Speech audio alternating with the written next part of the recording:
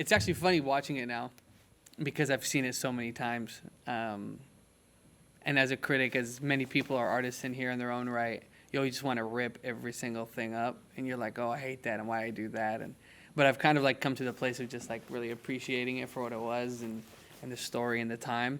But it just reminds me of the craziest 2 weeks of my life. In that time, what you don't see is I directed, produced, and wrote a music video for Bliss the Ambassador, who now is tied to Ava DuVernay, and he had a movie is it Golden Globe nominated? So, and then a Sauti Soul, and we did a music festival, which I was stage managing, and we were doing the documentary all in 2 weeks. So it just makes me think about, waking up at 4 a.m. and sleeping at 2 a.m. every day. It was pretty intense, but it was an amazing experience, something that you don't ever want to sleep when you're there anyway. You're meeting so many amazing human beings, and you're just constantly we didn't need to do much to make that beautiful. Kenya is an unbelievably beautiful place.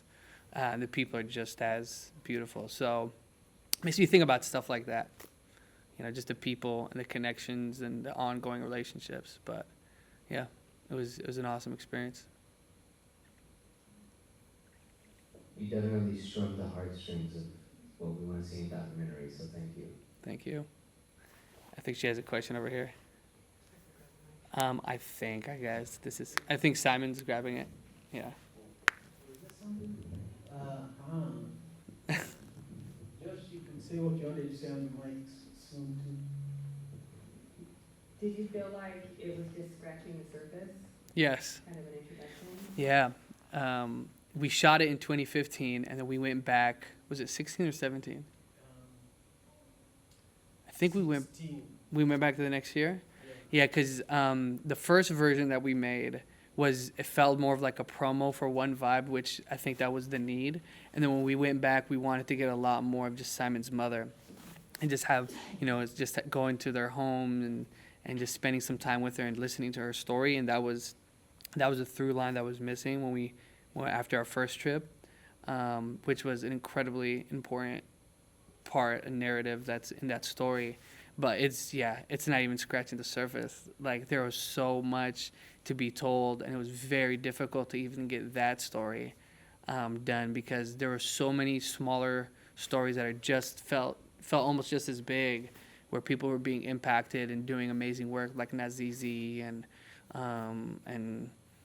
Karun's family, and all of these organizations and all these people that really came together for Simon and for One Vibe. So I hope to just at least give some of it justice with that. So yeah, for sure. I think one of our big goals for this year was really to kind of have more of these screenings. So what we did was we did a screening at SIF.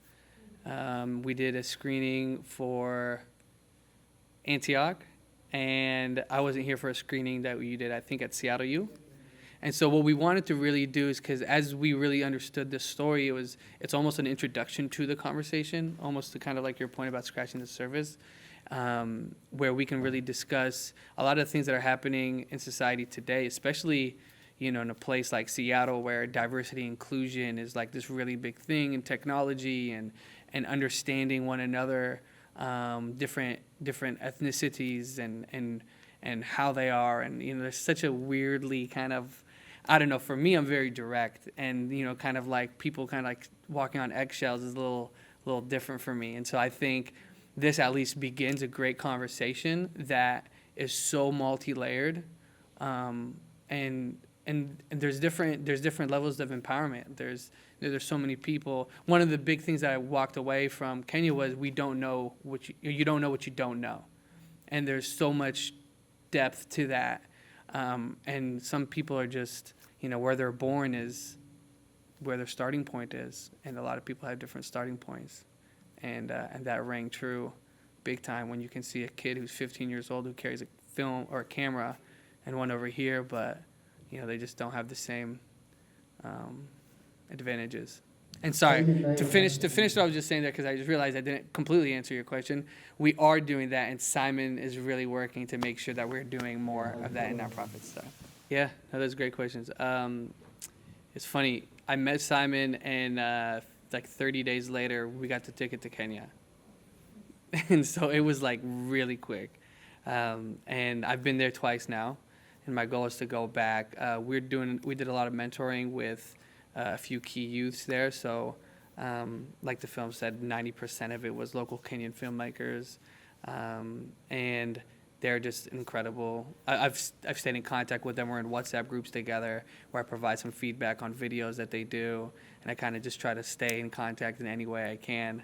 I am planning to go back because I do want to see Ghana and Tanzania and Morocco and Ethiopia and Eritrea, and there's so much of Africa that needs to be seen. And so my hope is to continue the work that we're doing. And unfortunately, I didn't make it this summer, but one of the goals that we were working on years ago was doing a Madaraka festival in Kenya, which happened this last summer, and then expanding that into a few other countries as well. So, yes, yeah. Jambo. I'm not totally sure. That might be it, but maybe enlightenment. I don't know. That's a great question. I have to think of a better answer to that.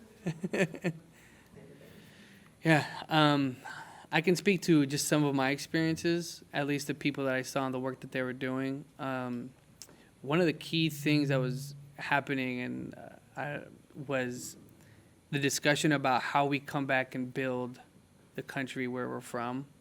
And I think Sauti Sol did an album right after called To Live and Die in Africa. And I just continue to research and read this ongoing conversation where it's just happening, where the diaspora needs to come back and build.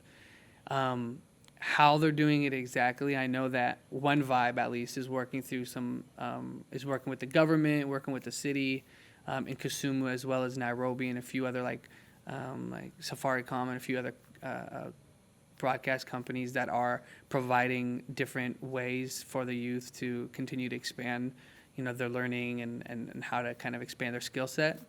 I think even as a Lebanese, I was born and raised in Lebanon, but my family were all the way from it, and so I have a passion recently in the last year where I want to go back and have my own nonprofit, and I want to build and teach them how there is business and arts and those things. And this work that we did really inspired me to want that for my country as well. So I know it's happening.